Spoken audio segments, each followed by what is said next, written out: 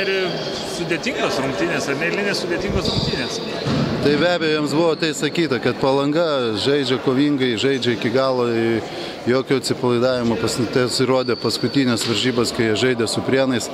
Viskas buvo pasakyta, viskas lyg ir normaliai pradėjom, po to porą kvailų tokių atakų ir jie pasigavo ir turėjom tampytis visas varžybas. Treneri, Palanga akivaizdžiai nebe tokia komanda, kokia buvo sezono pradžioje.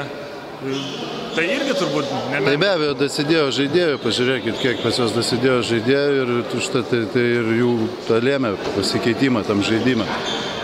Bet šiandien skaitau, būtų jam sumetę iš po krepšio metimus, kur metėm laisvi, kur nepataikėm, būtų visai kitoks čia rezultatas. Kas lėmė tą spurtą paskutinės 4 minutės, kai laimėjote berods 17-1?